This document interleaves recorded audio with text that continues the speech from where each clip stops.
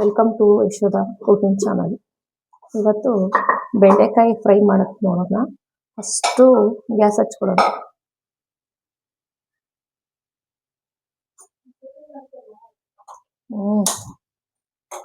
Gas ಹಚ್ಚಿ ಒಂದು ಬಾಣಲಿ ಇಡೋಣ. ಫಸ್ಟ್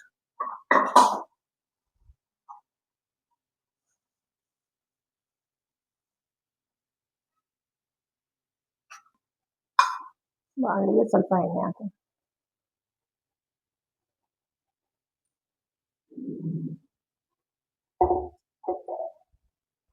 ಎಣ್ಣೆ ಹಾಕಿದ್ಮೇಲೆ ಬೆಂಡೆಕಾಯಿ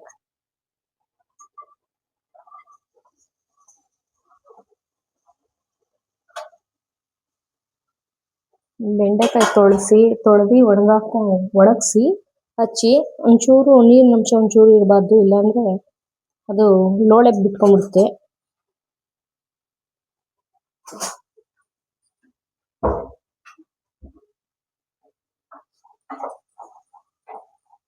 ಇವಾಗ ಚೆನ್ನಾಗಿ ಫ್ರೈ ಮಾಡೋಣ.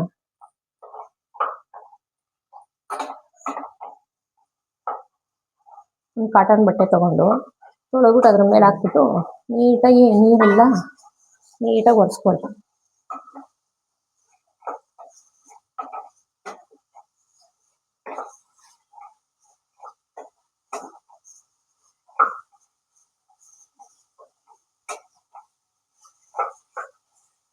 ಸರಿ, ಫ್ರೈ ಮಾಡ್ಕೊಂಡ್ರೆ ಫ್ರೈ ಚೆನ್ನಾಗಿರುತ್ತೆ.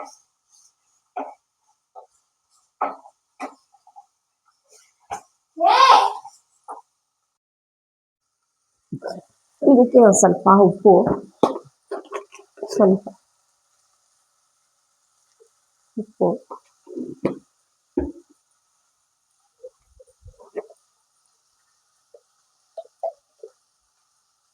ಒಂಚೂರು ಹಾಕ್ಬೇಕು.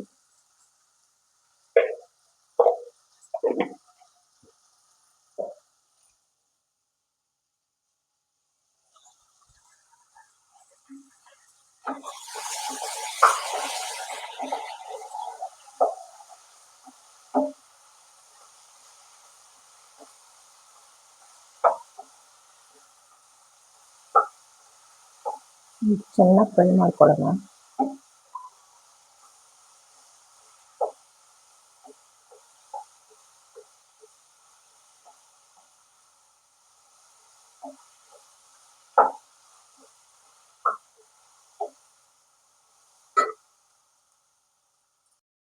ಇದು ಫ್ರೈ ಆಗಿದೆ, ಸಾಕು.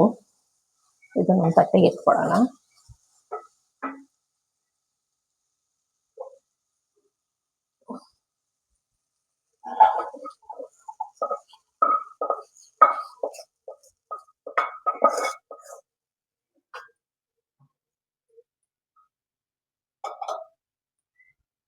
ಅದೇ ಬಾಣಲಿಗೆ ಸ್ವಲ್ಪ ಎಣ್ಣೆ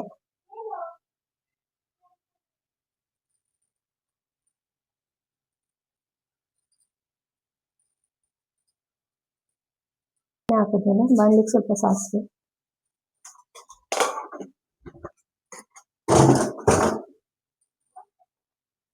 ಅದಕ್ಕೆ ಒಂದು ಈರುಳ್ಳಿ,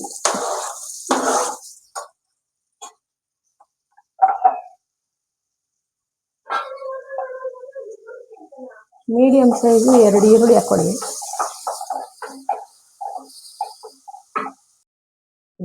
ಮೀಡಿಯಂ ಸೈಜ್ ಹಾಕೊಂಡು ಫ್ರೈ ಮಾಡಿ ಚೆನ್ನಾಗಿ.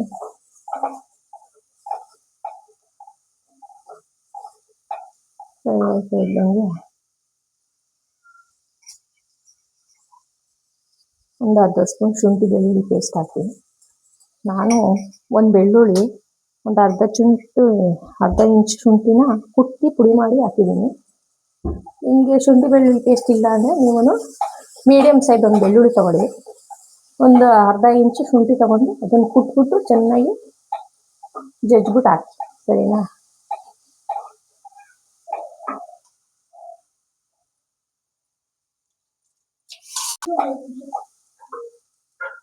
ನಾನು 3 ಟೊಮೊಟೊನ ಮೀಡಿಯಂ ಸೈಜು ಅದನ್ನ ಗ್ರೈಂಡ್ ಮಾಡ್ಕೊಂಡು ರುಬ್ಬಿದ್ದೀನಿ. ಆ ಪೇಸ್ಟ್ನ ಇದಕ್ಕೆ ಹಾಕ್ತಾ ಇದ್ದೀನಿ.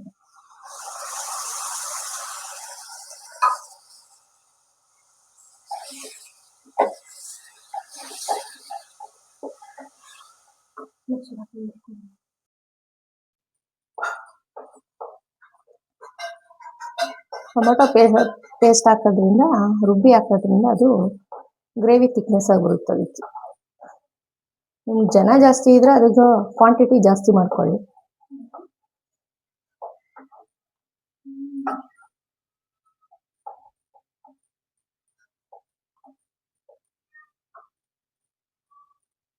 ಸ್ಪೂನು ಖಾರದ ಪುಡಿ ಅಂದರೆ ಸಾಂಬಾರು ಪೌಡ್ರ್ ಹಾಕಿದ್ದೀನಿ ನಾನು.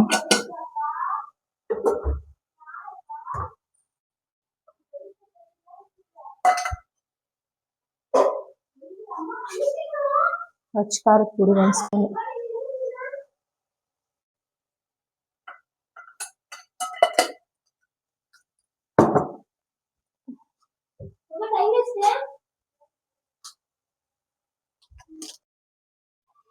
ಅದನ್ನೆಲ್ಲ ಹಾಕಿ ತಿಳ್ಸಿದ್ದೀನಿ. ನಿಮ್ಗೆ ಬೇಕು ಅಂದರೆ ಒಂದು 1/2 ಸ್ಪೂನ್ ಗರಂ ಮಸಾಲ ಹಾಕೊಳ್ಳಿ, ನಾನು ಹಾಕಿಲ್ಲ.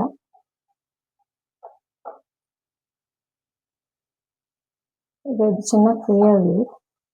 ಗ್ರೇವಿ ಗಟ್ಟಿ ಆಯ್ತೈತೆ ನೋಡಿ.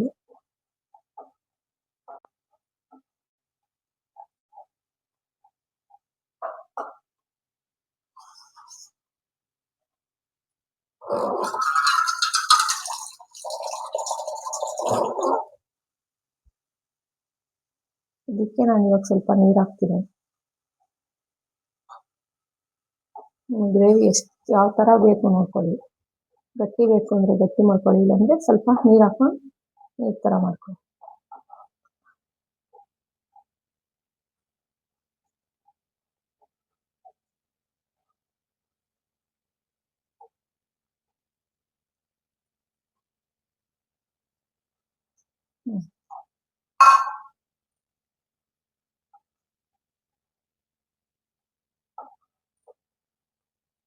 ಬೆಂಡೆಕಾಯಿ ಹಾಕ್ತೀವಲ್ಲ, ಇನ್ನು ಸ್ವಲ್ಪ ನೀರು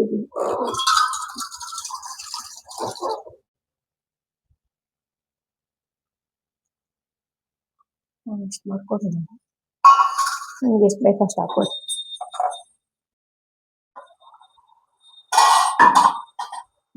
ಇದಾಗಿದೆ ನೋಡಿ. ಈಗ ಬೆಂಡೆಕಾಯಿ ಹುರ್ಕೊಂಡಿದ್ವಲ್ಲ ಅದನ್ನ ಹಾಕೋಣ.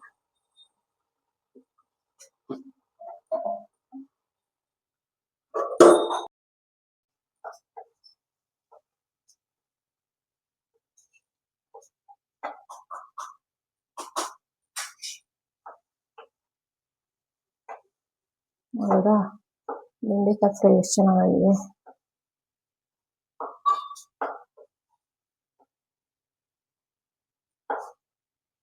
ಬೆಂಡೆಕಾಯಿನೇನು ಜಾಸ್ತಿ ಬೇಯಿಸೋ ಅವಶ್ಯಕತೆ ಇಲ್ಲ, ಯಾಕೆಂದರೆ ಮೊದಲೇ ಫ್ರೈ ಮಾಡಿ ಇಟ್ಕೊಂಡಿದ್ದು.